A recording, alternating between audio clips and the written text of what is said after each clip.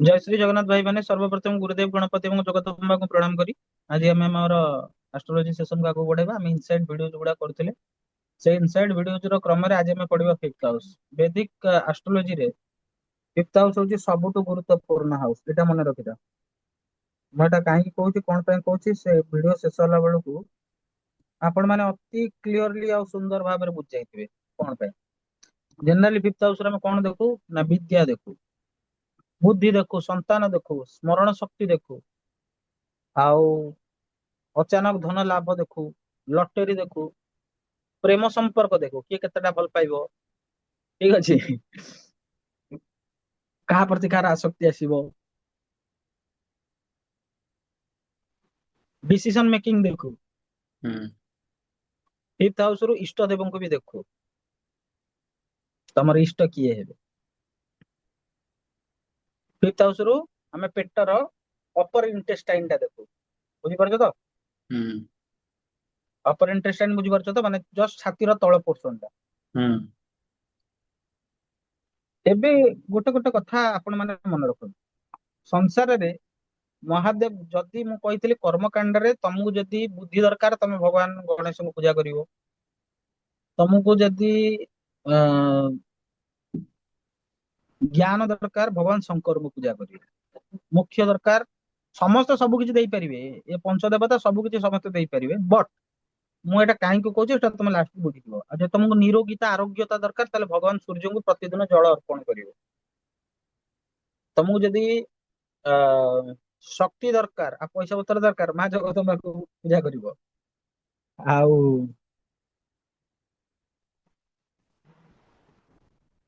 ଆଉ କିଏ ରହିଲେ କାହାକୁ ଛାଡିଲି ସମସ୍ତଙ୍କୁ କହିଥିଲି ବୋଧେ ଭଗବାନ ସୂର୍ଯ୍ୟ ହଉଛନ୍ତି ନିରୋଗୀତାର କାରକ ମହାଦେବ ହଉଛନ୍ତି ଜ୍ଞାନର କାରକ ମ- ଶ୍ରୀହରି ମୁଖ୍ୟର କାରକ ଜଗଦମ୍ବା ଶକ୍ତି ଆଉ ଭୋଗର କାରକ ଭୋଗ ଯଦି ଦରକାର ଶକ୍ତି ଦରକାର ସେଗୁଡାର କାରକ ଆଉ ଗଣପତି ହଉଛନ୍ତି ବୁଦ୍ଧିର କାରକ ଆଉ ଧନ ରହିଗଲା।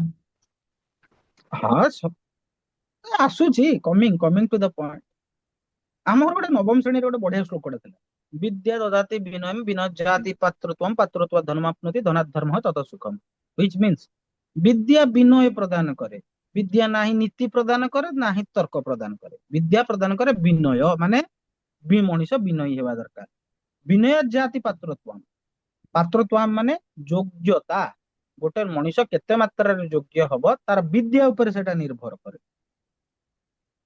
ବିଦ୍ୟା ଜାତି ବିନା ବିନୟ ଜାତି ପାତ୍ର ପାତ୍ରତ୍ୱ ଧର୍ମାପ୍ନୋତି ତାହେଲେ ପୁଣି କଣ ନା ସେ ଯୋଗ୍ୟତାରୁ ଧନ ଆସେ ତାହେଲେ ଧନର ମୁଖ୍ୟ କୁଆଡେ ଗଲା ନା ସେ ବିଦ୍ୟାକୁ ଗଲା ଧନାତ ଧର୍ମ ସେଇ ଭଗବାନ ଚାଣକ୍ୟ ତାଙ୍କର ନୀତି ଶାସ୍ତ୍ର ଲେଖିଛନ୍ତି ଯାହା ପାଖରେ ଧନ ନାହିଁ ତା ପାଖରେ କିଛି ନାହିଁ ରେ ତମେ ଯଦି ଧର୍ମ କରିବାକୁ ଯିବ ତମ ପାଖରେ ଧନ ନାହିଁ ତମେ କି ଧର୍ମ କରିବ କି ରେ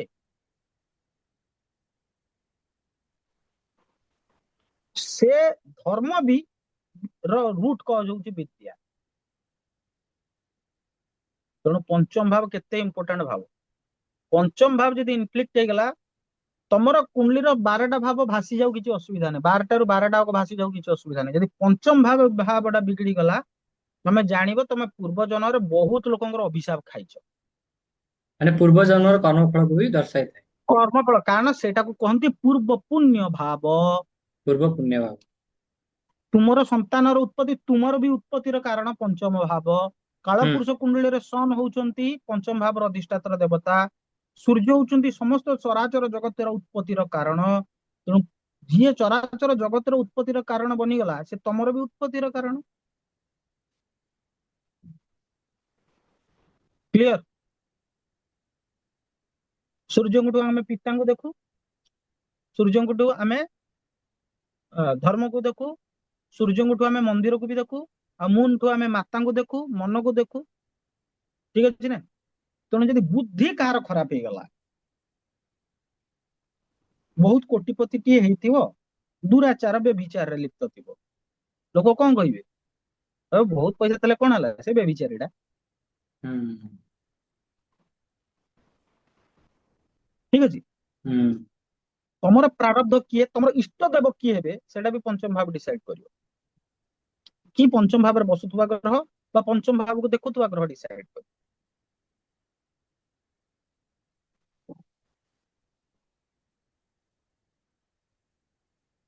ଯାହାକୁ ହଠାତ୍ ପଇସା ଦରକାର, ହଠାତ୍ ଧନ ଲାଭ ହବ, ସେଇଟା ବି ପଞ୍ଚମ ଭାବ ଯୋଗ ହବ।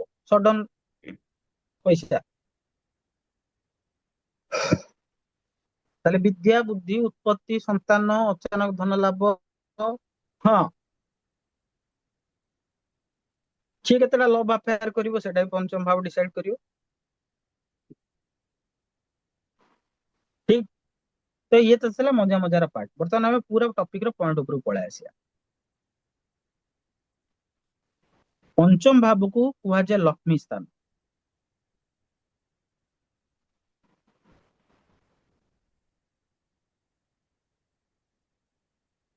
ଆପଣ ଯଦି ଶ୍ରୀ ଶ୍ରୀ ଚଣ୍ଡୀ ପଢିବେ, ସେଥିରେ ଗୋଟେ କ୍ଲିୟରଲି ଶ୍ଲୋକ ଅଛି, ୟା ଦେବୀ ସର୍ବଭୂତେଷୁ ବୁଦ୍ଧି ରୂପେଣ ସଂସ୍ଥିତା, ୟା ଦେବୀ ସର୍ବଭୂତେଷୁ ସ୍ମୃତି ରୂପେଣ ସଂସ୍ଥିତା। ଠିକ ଅଛି। ଇନ୍ଦ୍ରିୟାଣାମ ଅଧିଷ୍ଠାତ୍ରୀ ଭୂତାନାଂ ଚାଖିଲେଷु ଯା ଭୂତେଷୁ ସତତଂ ତସ୍यै ବ୍ୟାପ୍ତି ଦେବ୍यै ନମୋ ନମଃ ଚିତ୍ତି ରୂପେଣ ୟା କୃଷ୍ଣମେତଦ୍ ବ୍ୟାପ୍ତାସ୍ଥିତା ଜଗତ୍ ନମସ୍ତସ୍यै ନମସ୍ତସ୍यै ନମସ୍ତସ୍यै ନମୋ ନମଃ। ତୁ ତାସୁରୈ ପୂର୍ବମ ଅଭିଷ୍ଟ ସଂଶୟ ତଥା ସୁରେନ୍ଦ୍ରଣ ଦିନେଷୁ ସେବିତ କରତୁ ସାନସୁ ଭେତ୍ରୀଶ୍ୱରୀ ଶୁଭାନି ପଦ୍ୟେଣ ବିହନ୍ତୁ ଚାପଦ। ୟା ସମ୍ପ୍ରତଂ ଚୋଦ୍ଧତ ଦୈତ୍ୟ ତାପିତେ ରଶ୍ମି ବିରିଶାଚ ସୁରୈର୍ ନମସ୍ୟତେ। ୟା ଚ ସ୍ମୃତା ତତ୍କ୍ଷଣତ୍ମେ ବହନ୍ତି ନ ସର୍ବାପଦୋ ଭକ୍ତି ବିନମ୍ର ମୂର୍ତ୍ତିବି। ଏ ଶ୍ଲୋକର ମିନିଂ ଆପଣଙ୍କୁ ଜାଣିବା ଦରକାର। ମୋର କହିବାର କଥା, ସବୁ ଇନ୍ଦ୍ରିୟ ମାନଙ୍କୁ କିଏ ନିୟନ୍ତ୍ରିତ କରିବ? ବୁଦ୍ଧି। ହଁ କି ନାଇଁ? ହୁଁ। ତମ ବୁଦ୍ଧି, ତମର ବୁଦ୍ଧି ଯଦି ସୁବୁଦ୍ଧି ଅଛି, ତମ ବୁଦ୍ଧିର ବିବେକର ମାତ୍ରା ବହୁତ ବଢିଆ ଅଛି, ତମେ କେତେ ମାତ୍ରାରେ ବିବେକୀ ହବ ସେଇଟା ପଞ୍ଚମ ଭାବ ଡିସାଇଡ କରିବ। ମନ ତ ବହୁତ କିଛି କହିବ, ମନ କହିବ ଚାଲ ରେ ବହୁତ ବେବିଚାର କରିବା, ବହୁତ ଲୋକ, ବହୁତ ଝିଅ ପିଲା ମତେ ଭଲ ପାଉଛନ୍ତି, ମୁଁ ସେ ପ୍ରତି ଝିଅ ପିଲାଙ୍କ ସହିତ ଫ୍ଲର୍ଟ କରିବି ଏବଂ ପ୍ରତ୍ୟେକ ଝିଅ ପିଲାଙ୍କ ସହିତ ବୁଲେଇବି, ମୁଁ ମୋର ଫାଇଦା ମାରିବି। ତାହେଲେ ସେ ତାର କଣ ବିଗାଡିଲା? ବୁଦ୍ଧି କି ପ୍ରଥମେ ବିଗାଡିଲା ନା ନାଇଁ? ସେ କଣ କରିବ ନ କରିବ ଦାଟ ଇଜ ସେପାରେଟ ଇସ୍ୟୁ। ବିଗିଡିଲା କୋଉଟା? ବିଗିଡିଲା ବୁଦ୍ଧି। ୱାନ୍ସ କାର ବୁଦ୍ଧି ବିଗିଡି ଗଲା, ତାର ପାଖରେ ଆଉ କଣଟା ରହିଲା ଭାଇ? ନଥିଂ। ସେ ତାର ଏଭ୍ରିଥିଂ ନିର୍ଣ୍ଣୟ ଇଜ କରିବାର ଷ୍ଟୋରି। ଡିସିଜନ ମେକିଂ ପାୱାରକୁ ହରେଇ ଦେଲା ନା ଭାଇ। ହୁଁ। ଆର ଦ ଡିସିଜନ ମେକିଂ ପାୱାରକୁ ହରେଇ ଦେଲା। ଏଇ ପୋଜିସନ ରେ ମୁଁ ଗୋଟେ ଲୋକକୁ କଣ ଏମିତି କହିବି ଯେ ସେ ତାର ହୃଦୟର ଭାବ ଉନ୍ମୁକ୍ତ କରିଦବ? ମୁଁ ଗୋଟେ ଲୋକକୁ ଏମିତି କଣ କହିବି ଯେ ସେ ତାର ଭାବକୁ ବନ୍ଦ କରି ରଖିଦବ? ଏଇଟା କହନ୍ତି ଡିସିଜନ ମେକିଂ ପାୱାର। ଏଇଟା ପଞ୍ଚମ ଭାବ ଆମକୁ ଶିଖାଏ। ଯାହାର ପଞ୍ଚମ ଭାବକୁ ଭଲ ପ୍ଲାନେଟ ଦେଖୁନଥିବେ, ତାର ଏଇ ନିର୍ଣ୍ଣାୟକ କ୍ଷମତା ରହିବ ନାହିଁ, ଆଉ ସିଏ ସବୁତିକ ଗଡବଡ କରିକି ଥୋଇଦବ ଭାଇ। ତୁମେ ଯଦି ଜାଣିପାରୁନ ତୁମ ସାମ୍ନା ବାଲା ତୁମଠୁ କଣ ଚାହୁଁଛି, ତୁମର ଯଦି ବିବେକ ନାହିଁ, ତୁମେ ହଜାର ଜାଣିଥିଲେ, ମୋ ଗୁରୁଙ୍କର ଗୋଟେ କଥା ମୋର ମନେ ଅଛି, ଯେ ଗୋଟେ ଲୋକ ତାଙ୍କ ନାଁରେ ବହୁତ କଥା ଗପେ, ମୋ ଗୁରୁ ତାକୁ କିଛି ବି କିଛି କହନ୍ତିନି। ଏମିତି କରି କରି ସେ 12 ବର୍ଷ ଗପିଲା। ଗୁରୁ ତାକୁ ବହୁତ ଭଲ ପାଆନ୍ତି, କିନ୍ତୁ ସେ ତାଙ୍କ ନାଁରେ ଅପପ୍ରଚାର କରେ। 12 ବର୍ଷ ପରେ ଆସି ସେ ଲୋକ ଗୁରୁଙ୍କୁ କ୍ଷମା ମାଗିଲେ, ମୁଁ ଆପଣଙ୍କ ନାଁରେ କେତେ ଅପପ୍ରଚାର କରିଛି, ଆପଣଙ୍କର କଣ କେବେ ବି ମୋ ପ୍ରତି ମାନେ ଖରାପ ଭାବନା ଆସିନି? ହେଲେ କାହିଁ ଆସିବ? ଆଉ ସେଇଠି ସେ ପୁରା ସମର୍ପଣର କୋଉ ଆଙ୍ଗେଲ, ଗୋଟେ ଲୋକ ଆମ ନାଁରେ ଯଦି ଥରେ କିଏ ଗପି ଦଉଛି, ଆମେ ତା ନାଁରେ ଶୁଣି ଦଉଛେ, ଆମେ ତା ସହିତ ସମ୍ପର୍କ କାଟି ଦଉଛେ, ମୁଁ ଠିକ ଅଛି, ମୁଁ ଠିକ ଅଛି କହିକି। ସେ ଲୋକ 12 ବର୍ଷ ତା ନାଁରେ ଅପପ୍ରଚାର ଶୁଣିଲା, ସମସ୍ତେ ଜାଣୁଛନ୍ତି, ସେ ବି ଜାଣିଛନ୍ତି କି ସେ ମୋ ନାଁରେ କରୁଛି, କିନ୍ତୁ ସେ ହୁଁ। ସହିକି ଅଛନ୍ତି। ଯଦି ଲୋକ ସେତିକି ସିଦ୍ଧ ନହବ, ଲୋକ ସେତିକି ପ୍ରେମୀ ନହବ, ଲୋକ ଭିତରେ ସେତିକି ମାନେ ପ୍ରେମର ଭାବଟା ନଥିବ, ସେ ସହିବ ଲୋକକୁ? ସେ ଝୁକିବ କାହା ଆଗରେ? ସିଏ ମଳୟ ଭଳିଆ ନୀତି ଆଉ ତର୍କଶାସ୍ତ୍ର କଥା କହିବ। ଚାଣକ୍ୟ ଏଇଆ କହିଛି।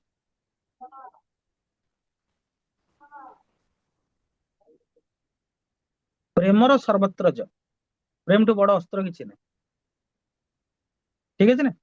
ଏଇ ଭାବଟା କିଏ ବଢିବ? ନା ପଞ୍ଚମ ଭାବ ବଢିବ। ଏଇ ପୋଜିସନ ରେ ମତେ କଣ କରିବାର ଅଛି? ମୁଁ କଣଟା ଡିସିସନ ନେବି ଯେ ମୋ ଜୀବନଟା ଠିକ ହେଇଯିବ, ମୋର ସବୁ କିଛି ଆନନ୍ଦ ଖୁସି ଠିକ ହେଇଯିବ? ବହୁତ ଲୋକଙ୍କୁ ଖୁସି ହଜମ ହୁଏନି, ବହୁତ ଲୋକଙ୍କୁ ଆନନ୍ଦ ହଜମ ହୁଏନି। ଯାହାର ପଞ୍ଚମ ଭାବ ଖରାପ ଥିବ, ତାକୁ ଆନନ୍ଦ ବୁଦ୍ଧି ହଜମ ହବନି।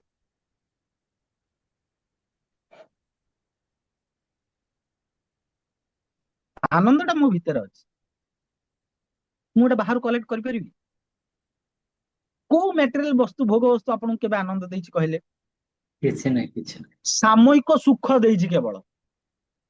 ମୋର ଦରକାର iPhone iPhone iPhone iPhone iPhone iPhone, ମିଳିଗଲା, ଚଲେଇଲି, 2 ଦିନ ପରେ ସେ ସୁଖ କୁଆଡେ ପଳେଇଲା। ୟେସ୍। ମୋର ଗାଡି ଦରକାର ଗାଡି ଦରକାର ଗାଡି ଦରକାର ଗାଡି ଦରକାର ଗାଡି, ମିଳିଗଲା, 2 ଦିନ ଗଲା, ଏ ହେ ଏ ଗାଡିଟା ଏତିକି କମ ପଇସାରେ ପଡିଥିଲା, ଆଉ ଟିକେ ଭଲ ଗାଡି ହେଇଥିଲେ ହେଇଥାନ୍ତା। ଏଇ ଯୋଉ ଭାବଟା, ଏଇଟା ବି ପଞ୍ଚମ ଭାବରୁ ଆମେ ଚେକ୍ କରୁ। ହୁଁ। ସଂସାରରେ ସବୁ ଭାବ ବିଗିଡି ଯାଉ, 1ଠୁ ଆରମ୍ଭ କରି 12 ପର୍ଯ୍ୟନ୍ତ ସବୁ ଭାବ ବିଗିଡିକି ଖରାପ ହେଇଗଲେ ଚଳିବ। ତୁମେ ଯଦି କେବଳ ଗୋଟିଏ ଭାବକୁ ଜଗିଦେଲ, ପଞ୍ଚମ ଭାବ, ତାହେଲେ 12ଟା ଯାକ ଭାବ ତୁମର ଦାସତ୍ୱ ସ୍ୱୀକାର କରିବ। ଏଇଟା ଏତେ ଇମ୍ପୋର୍ଟାଣ୍ଟ। ମତେ ଯଦି ପଚରା ଯିବ ଯେ କୋଉ ଭାବଟା ତୁ କହୁଛୁ ସବୁଠୁ ଇମ୍ପୋର୍ଟାଣ୍ଟ, ମୁଁ କହିବି ପଞ୍ଚମ ଭାବ ଏବଂ ନବମ ଭାବ। କାହିଁକି ନା ଆମର ଆଷ୍ଟ୍ରୋଲୋଜି ଅଛି ଭାବାତ ଭାବ ଫଲମ। ପଞ୍ଚମ ଭାବରୁ ଆମେ ବୁଦ୍ଧି ବି ଦେଖୁ, ନବମ ଭାବରୁ ଆମେ ସେଇ ବୁଦ୍ଧି ଦେଖୁ, ଆଉ ନବମରୁ ନବମ ଭାବ ହଉଛି ପଞ୍ଚମ ଭାବ। ହୁଁ। ସେଇଥିପାଇଁ ଏଇଟା ଲକ୍ଷ୍ମୀ ସ୍ଥାନ। ଲଗ୍ନ ହଉଛି ବୋଥ ବିଷ୍ଣୁ ସ୍ଥାନ ଆଉ ଲକ୍ଷ୍ମୀ ସ୍ଥାନର ଆଦ୍ୟ ସ୍ଥାନ। ହୁଁ। ଏଇଟା ଏଇଟାରେ ବୁଝିବାର କିଛି ଡାଉଟ ଅଛି କି? କିଛି ଡାଉଟ ଅଛି କୁହ? ହୁଁ। କ୍ଲିୟର? କ୍ଲିୟର। ହୁଁ। ଏଇଟା ମୁଁ ଷ୍ଟୋରି ଆକାରରେ କହୁଛି, ତମେ ଯଦି ପଢି ଆକାରରେ କହୁଛ, ମୁଁ ଇନସାଇଡ ଦେଇକି ପ୍ରେଡିକ୍ସନ ଆକାରରେ, ତମେ ଯାଅନି, ଛାଡିକି ଯାଅନି, ତମେ ଏଟା ଶୁଣ, ଖାଲି ମଜା ଲାଗିବ ପୁରା।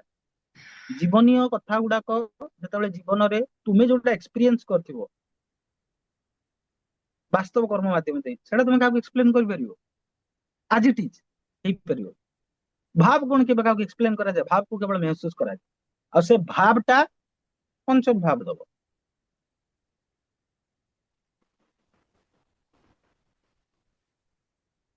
ଏବଂ କିଏ ତାର ଇଷ୍ଟ ହବ, କାହାକୁ ପୂଜା କଲେ ସେ ତାର ମନୋରଥ ପାଳନ କରିପାରିବ,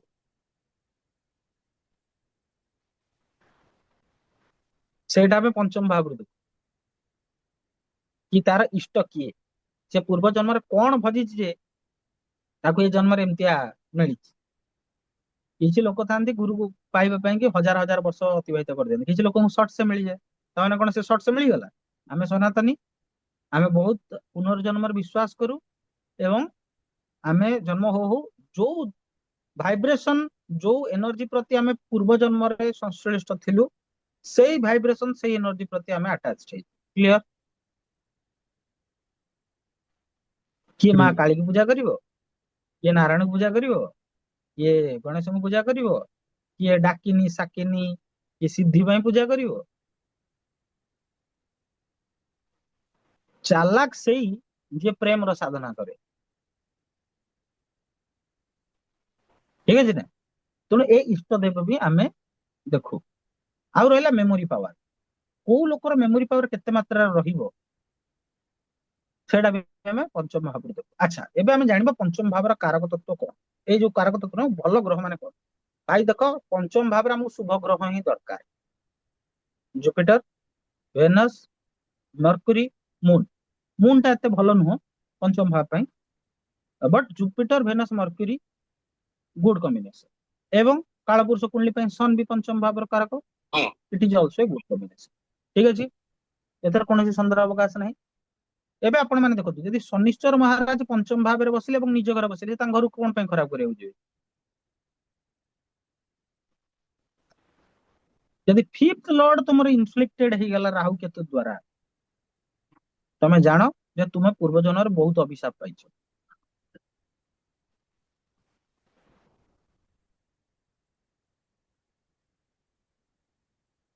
ଆଉ ଯୋଉ ଭାବରୁ ରାହୁ ବସିକି ତମର ଫିଫ୍ଥ ଲର୍ଡ କୁ ଦେଖିଲା, ସେଇ ଭାବ ସମ୍ବନ୍ଧୀୟ ଅଭିଶାପ ତମେ ପାଇଛ, ବା ତୁମର ସେଇ ଭାବ ସମ୍ବନ୍ଧୀୟ କ୍ଲେଶ ଓ କର୍ମ ବାକି ଅଛି। ତୁମେ ଯଦି ସେଇ ଦେଖ, ଆଷ୍ଟ୍ରୋଲୋଜିର ସିମ୍ପଲ ଫଣ୍ଡା, ବହୁତ ହି ସିମ୍ପଲ ଫଣ୍ଡା। ଲୋକ ଏତେ ରିମେଡି କରୁଛନ୍ତି, ଏତେ ତନ୍ତ୍ର ପୂଜା କରୁଛନ୍ତି, ଏତେ ଦାନ ଦଉଛନ୍ତି, ଏତେ ସବୁ ଇଏ କରୁଛନ୍ତି। ଭାଇ ମୋ କହିବା କଥା ହେଲା ନା, ତୁମେ ଯଦି କେବଳ ଫିଫ୍ଥ ଲର୍ଡ ର ରିମେଡି କରିଦେଲ, बाकी 12टा हाउस रिमेडी ऑटोमेटिक ହେଇଯିବ କାରଣ ବୁଦ୍ଧି ଠିକ ହେଇଗଲା ତ ସବୁ ଠିକ ହେଇଗଲା ନା ଭାଇ। ନୈସର୍ଗିକ କାରକ ତତ୍ତ୍ୱ ମୁଁ ପଢେଇଛି। କାର ନୈସର୍ଗିକ କାରକ ତତ୍ତ୍ୱ କଣ? ସେ ହୁଁ ଯଦି ଘର ସେଠି ବସିଲା, ସେ ପ୍ଲାନେଟ ସେଠି ବସିଲା, ତାହେଲେ ସେ ଯାହା ରେଜଲ୍ଟ ଦବ ଆପଣ ବୁଝିପାରିବେ। ମୁଁ ଗୋଟେ ସିମ୍ପଲ ଏକ୍ସାମ୍ପଲ ଦଉଛି। ପ୍ରଥମ ଏକ୍ସାମ୍ପଲ ହେଲା, ଯଦି 5th ହାଉସ ରେ ମର୍କ୍ୟୁରୀ ବସିଗଲା, ଇରେସ୍ପେକ୍ଟିଭ ଅଫ ଲଗ୍ନ, ସେ ପିଲା ଯଦି ବସି ଖାଲି ପାଠ ପଢିବ, ତାହେଲେ ତାର ବାଇ ଡିଫଲ୍ଟ ସବୁତିକ ମନୋରଥ ପୂର୍ଣ୍ଣ ହେଇଯିବ। ଖାଲି ପଢିବ ବସି, କିଛି କରିବା ଦରକାର, ସେ ଖାଲି ପାଠ ପଢିବା ଦରକାର। 5th ଭାବରେ ଯଦି ମାର୍ସ ବସିଲା, ସେ ପିଲା ଯଦି ଟୋଟାଲ ଖାଲି ଖେଳିବ, ତାକୁ କେବେ ବି ରୋକିବନି। 5th ହାଉସ ରେ ମାର୍ସ ବସିଥିବ, ଆଉ ତାକୁ କହିବ ତୋର ଏକ୍ସାମ ଆସିଲାଣି, ତୁ ପଢ ନା, ତୁ ମାନେ ତୁ ଖେଳ। ଖେଳେ ନା ବସି ପାଠ ପଢ, ତାହେଲେ ତାର ମାର୍କ କମିଯିବ। କାରଣ ତାର ବୁଦ୍ଧି ଅଛି ଯେ ମାର୍ସିଆନ ରିଲେଟେଡ ଆକ୍ଟିଭିଟି କଲେ ତାର ବୁଦ୍ଧି ଠିକ ରହିବ। ମାର୍ସ ର କୋଉ କୋଉ କାରକ? ଖେଳକୁଦର କାରକ, ହୁଁ। ସ୍ପୋର୍ଟସ ର କାରକ, ଦୌଡ଼ ଧାପଡାର କାରକ, ଛୁଆଙ୍କ ପାଇଁ। ଆଉ ସ୍ଥାନ କାଳ ପାତ୍ର ହିସାବରେ କହିବି ମାର୍ସ ହଉଛି ଖଣ୍ଡାର କାରକ, ତାହେଲେ ଛୁଆକୁ ଖଣ୍ଡା ଦେଇକି ବୁଲାଅ ନା କଣ? ଗୋଟେ କମନ ସେନ୍ସ ବି ରହିବା ଦରକାର ନା ଭାଇ। ହୁଁ। ତେଣୁ ଯୋଉ ପ୍ଲାନେଟ ତମକୁ ଫସେଇଛି, ସେଇ ପ୍ଲାନେଟ ହିଁ ତମକୁ ଉଦ୍ଧାର କରିବ। Nothing can, no other can. ସମସ୍ତେ କହନ୍ତି କିଂ କୁର୍ବନ୍ତି ଗ୍ରହ ସର୍ବେ ୟଶ କେନ୍ଦ୍ର ବୃହସ୍ପତି, ଦ୍ୟାଟ ଇଜ ଟ୍ରୁ। ବଟ ଯଦି ଆଷ୍ଟ୍ରୋଲୋଜି ବାଲା ଯିଏ ପଢିଥିବେ, ସେ କହିବେ ଏଟା ହଉଛି ହାଫ ଷ୍ଟେଟମେଣ୍ଟ। ଆମର କେନ୍ଦ୍ରରେ ବୃହସ୍ପତି ଲକ୍ଷ୍ମୀଧର ଭାଇଙ୍କ କୁଣ୍ଡଲି ଅଛି, ଆପଣ ଦେଖିଥିବେ, ଆମେ ଆଉ ତାକୁ ବହୁତ ଥର ଦେଖିଛେ। ପୁଣି ପାୱାରଫୁଲ କେନ୍ଦ୍ରରେ 10th ହାଉସ ରେ ଜୁପିଟର ବସିଛି। ହୁଁ। ଏବେ 10th ହାଉସ ରେ ଜୁପିଟର ବସିଲା, ଆଉ ଅକାରକ ହେଇ ବସିଲା, ତାହେଲେ ସେ କଣ କଣ ବିଗାଡିବ? ଧନ ବିଗାଡିକି ଥୋଇଦବ, ପରିବାରକୁ ବିଗାଡିକି ଥୋଇଦବ, ମନକୁ ବିଗାଡି ଥୋଇଦବ, ମା ସହିତ ରିଲେସନସିପ ଖରାପ କରିଦବ, ରୋଗ ଋଣ ଶତ୍ରୁ ଏମିତିଆ ଦବ ଯେ କହିବା ବାହାରେ, ଯୋଉଟା କି ଲକ୍ଷ୍ମୀଧର ଭାଇଙ୍କ ଜୀବନରେ ହେଇଛି। ମୋ କଥାଟା ବୁଝିପାରୁଛ ନା ନାଇଁ? ହୁଁ। ତେଣୁ ସିଏ ତ କେନ୍ଦ୍ରରେ ବସିଛନ୍ତି, କିନ୍ତୁ ଏମିତି କାହିଁକି ହେଲା? ତାଙ୍କ ଏଇ ପିରିୟଡରେ କାହିଁ ଏମିତି ହଉଛି? ବିକଜ ତୁମର, ସିଏ ହଉଛନ୍ତି ଧର୍ମାଧିପତି। ଧର୍ମାଧିପତି ଧର୍ମ ତମେ ସେତିକି ବେଳେ ତମର ସଞ୍ଚିତ ହବ, ଯେତେବେଳେ ତମର ପୂର୍ବ କର୍ମ ଗୁଡାକର ବ୍ୟାଡ କର୍ମ ଗୁଡାକ ସରିବ। ହୁଁ। ଆଉ ବ୍ୟାଡ କର୍ମ ତୁମେ ବିନା ଭୋଗ ନ କରିକି ତୁମେ ଭାବୁଛ ତୁମର ତମର ତମେ ଆଗେଇ ଯିବ? ଇମ୍ପସିବଲ, ହେଇପାରିବନି। ସେମିତି ହେଲେ ତ ସୃଷ୍ଟିର ଚକ୍ରକ୍ରମ ବନ୍ଦ ହେଇଯିବ। ହଁ, ଗୋଟିଏ କ୍ଷେତ୍ରରେ ହେଇପାରିବ, ଯଦି କିଏ ପୂର୍ଣ୍ଣ ସମର୍ପଣର ଭାବ ସହିତ ସାଂସାରିକ ମୋହମାୟା ତ୍ୟାଗ କରିବା ପୂର୍ବକ ସମ୍ପୂର୍ଣ୍ଣ ଶରଣାଗତିକୁ ଆଟେଣ୍ଡ କରିଦିଏ, ତାହେଲେ ତାର ଯେତେ ଜନ୍ମର ପୁଣ୍ୟ ପାପ ଥିବ ସବୁତିକ କ୍ଷୟ ହବ। ଏବଂ ଯଦି ଆପଣ ଭକ୍ତ ଚରିତ୍ର ଗୁଡାକ ପଢିବେ, ସେଠି ଭକ୍ତ ଚରିତ୍ରରେ ବିରାଟ ବିରାଟ ଭକ୍ତ ଯୋଉମାନେ ଥାନ୍ତି, ସେମାନଙ୍କର ଦେହରେ କିଛି ନା କିଛି ଗୋଟେ ପୀଡା ନହେଲେ ପ୍ରୋବ୍ଲେମ ଥାଏ। ଯଦି ହୁଁ। କି ଭାଗବତ ପଢିଥିବ, ମୁଁ ଆପଣଙ୍କୁ କହି ରଖେ, ସେଇଠି ଯୁଧିଷ୍ଠିରଙ୍କୁ ଶ୍ରୀକୃଷ୍ଣ କହିଛନ୍ତି, ଆରେ ମୁଁ ଗୋଟେ ଗୋଟେ ବଢିଆ ଶ୍ଲୋକ ନାହିଁ ଆମର ନାହିଁ ଭାଗବତରେ, ମତେ ଯିଏ କରେ ଆସ, ତାର ମୁଁ କରେ ସର୍ବନାଶ। ରେ ରେ ଯୁଧିଷ୍ଠିର, ମୋର ଏକ୍ଜାକ୍ଟଲି ମନେ ପଡୁଛି ଯୁଧିଷ୍ଠିର କହିଛନ୍ତି କାହାକୁ, ମତେ ଯାହା ମନେ ଅଛି, ମୁଁ ଯୁଧିଷ୍ଠିରଙ୍କୁ କହିଲା ଭଳିଆ ମନେ ପଡୁଛି, ଯିଏ ମତେ ଉପାସନା କରିବ, ସର୍ବପ୍ରଥମେ ମୁଁ ତାର ଧନକୁ ନାଶ କରିବି, ତାର ସମ୍ପର୍କୀୟଙ୍କୁ ତାଙ୍କଠୁ ଦୂରେଇ ଦେବି, ତାକୁ ଏତେ ଏକୁଟିଆ କରିଦେବି ଯେ ତାର ମୋ ବ୍ୟତୀତ ଅନ୍ୟ କେହି ରହିବେନି। ସେ ଧନ ଆହରଣ କରିବାର ପ୍ରୟାସ ଟାକୁ ବି ମୁଁ ବନ୍ଦ କରିଦେବି। ଯେତେବେଳେ ତାର ସବୁତିକ ଡଙ୍ଗା ପୁରା ଉବୁଟୁବୁ ହବ, ସେ ହାହାକାର ଆର୍ତ୍ତନାଦରେ ମତେ ହିଁ ଡାକିବ, ସେତେବେଳେ ମୁଁ ହିଁ ଆସିବି ତାକୁ ସମ୍ଭାଳିବା ପାଇଁ। ଆଉ ସେତେବେଳକୁ ଯିଏ ଏତେ ସିଚୁଏସନ ଖରାପ ଦେଖିଦେଇଥିବ, ତାପରେ ସେ ଆଉ ମାଗିବ କି ପ୍ରଭୁ ମତେ ଭୋଗ ଦିଅ, ପ୍ରଭୁ ମତେ ଟଙ୍କା ଦିଅ, ପ୍ରଭୁ ମତେ ପ୍ରେମ ଦିଅ, ପ୍ରଭୁ ମତେ ଗାଡି ଦିଅ, ମାଗିବ? ସେ କଣ ମାଗିବ? ପ୍ରଭୁ ତୋ ଶ୍ରୀଚରଣ ବିନା ମତେ କିଛି ଆବଶ୍ୟକତା ନାହିଁ।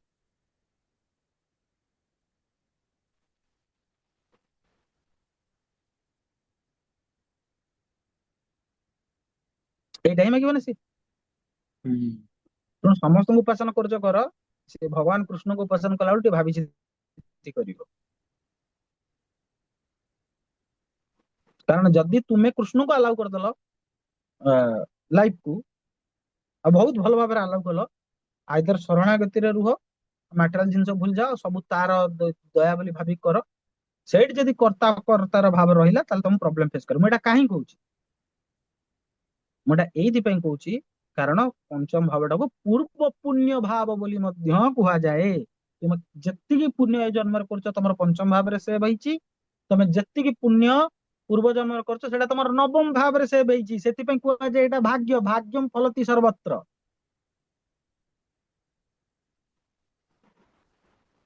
କ୍ଲିୟର? ହୁଁ। ମୁଁ ଭାବୁଛି ମୋର ଯେତିକି ଇନସାଇଟ୍ ଥିଲା ଫିଫ୍ଥ ଭାବକୁ ଆପଣ ମାନଙ୍କୁ ଗୋଟେ ନର୍ମାଲି ବୁଝେଇବା ପାଇଁ ମୁଁ ସରିବ ସେତିକି ଆଉ। ଆପଣ ମାନଙ୍କୁ ଦେଇ ଦେଇଛି। ଆଜିର ସେସନ ପାଇଁ ଏତିକି। ସମସ୍ତଙ୍କୁ ଜୟ ଶ୍ରୀ ଜଗନ୍ନାଥ।